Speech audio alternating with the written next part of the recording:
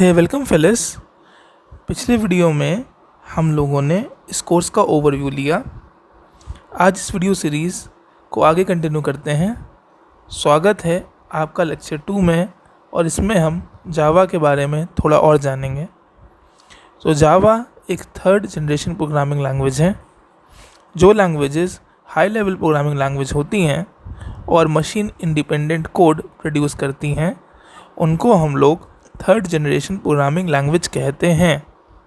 जावा सिर्फ एक लैंग्वेज नहीं बल्कि एक प्लेटफॉर्म भी है। क्यों है प्लेटफॉर्म? क्योंकि जावा खुद एक रन टाइम एनवायरनमेंट प्रोवाइड करता है जिसमें JVM होता है, और वो जावा प्रोग्राम्स को अलग अलग प्लेटफॉर्म्स पे बड़ी आसानी से रन करता है।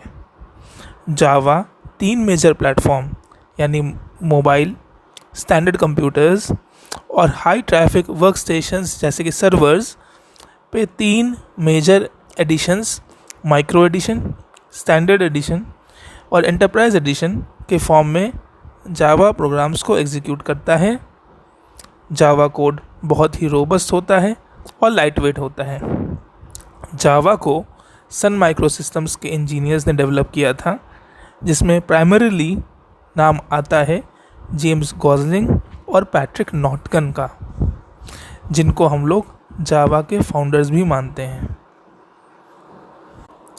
नेक्स्ट हम लोग जावा की हिस्ट्री को देखते हैं। तो ये तो पता है कि जावा को सन माइक्रो सिस्टम्स के इंजीनियर्स ने डेवलप किया था, लेकिन जावा का शुरुआती नाम जावा नहीं था। जावा बिगैन एज प्रोजेक्ट ग्रीन, जिसको बाद में प्रोजेक्ट ओक से रीनेम किया गया, और फाइनली इसका नाम जावा रखा गया इंडोनेशिया के एक जावा नाम के आइलैंड पे। हम लोग 4 न्यू टर्म्स देखते हैं। पहला है सोर्स कोड और दूसरा मशीन कोड। तो सोर्स कोड वो कोड होता है जो कि एक प्रोग्रामर लिखता है, यानी जो कोड प्रोग्रामर टाइप करता है उस कोड को हम लोग सोर्स कोड कहते हैं। सोर्स कोड कंप्यूटर का प्रोसेसर डायरेक्टली अंडरस्टैंड नहीं कर सकता, क्योंकि वो सिर्फ बाइनरी लैंग्वेज ही समझ सकता है। इसलिए हम लोगों को एक नीड होती है कि सोर्स कोड को हम लोग मशीन अंडरस्टैंडेबल कोड में कन्वर्ट करें, यानी उस कोड में कन्वर्ट करें जिस कोड को कंप्यूटर समझ सके। और कंप्यूटर क्या समझता है? मशीन कोड, यानी वो कोड जो कि बाइनरी लैंग्वेज में लिखा गया है।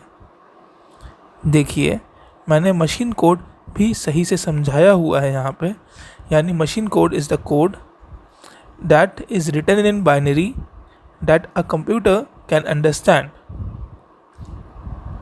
तो प्रोग्रामर क्या लिखा हुआ कोड सोर्स कोड है, और मशीन जिस कोड को समझती है वो मशीन कोड है।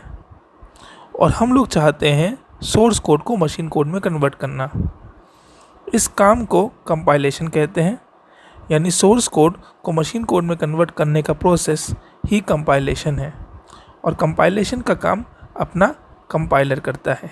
तो कंपाइलर हुआ the software that converts the source code into machine code, और कंपाइलर कंपाइलेशन करता है which is the process of converting source code into machine code. Next हम लोग देखते हैं कि how does a machine understand the source code. तो जब जावा नहीं आई थी तब क्या होता था कि प्रोग्रामर सोर्स कोड लिखता था, सोर्स कोड कंपाइल करता था। ये कंपाइलर जो होता था ये मशीन डिपेंडिंग होता था और हर एक मशीन के लिए अलग अलग होता था। यानी कंपाइलर सॉफ्टवेयर जो होता था वही अलग अलग मशीन पे अलग अलग होता था। इसी वजह से जो कोड कंपाइलर प्रोड्यूस करता था, यानी मशीन कोड, वो कोड भी अलग अलग मशीन पे अलग अलग ही बनता था। मतलब कि विंडोज़ प्लेटफॉर्म के लिए जो मशीन कोड प्रोड्यूस किया गया है by using the compiler for Windows, वो कोड अलग है मैकिन्टॉश और यूनिक्स के मशीन कोड से, क्योंकि जो कंपाइलर यूज़ हुआ है इन कोड को प्रोड्यूस करने के लिए वो कंपाइलर ही अलग अलग है। तो इस वजह से विंडोज़ के प्रोग्राम्स मैकिन्टॉश पे और यूनिक्स पे नहीं चलते थे, मैकिन्टॉश के प्रोग्राम्स यूनिक्स और विंडोज़ पे नहीं चलते थे, और सिमिलरली यूनिक्स के प्रोग्राम के साथ होता था कि वो विंडोज़ और मैकिन्टॉश पे नहीं चलते थे। तो ये एक प्रॉब्लम थी। कोड प्लेटफॉर्म डिपेंडेंट हुआ करता था, यानी अलग अलग मशीन पे अलग अलग प्लेटफॉर्म पे अलग अलग मशीन कोड प्रोड्यूस किया जाता था। तो ये एक प्रॉब्लम थी। इस प्रॉब्लम को जावा ने सॉल्व किया जब जावा ने प्रोग्रामिंग वर्ल्ड में बाइट कोड को इंट्रोड्यूस किया। बाइट कोड के बारे में हम लोग अपने नेक्स्ट लेक्चर में जानेंगे। तो अगर आपको ये वीडियो सीरीज़ पसंद आ रही है तो प्लीज़ हमारे चैनल iTalk कोड को सब्सक्राइब करें। Till then, happy coding.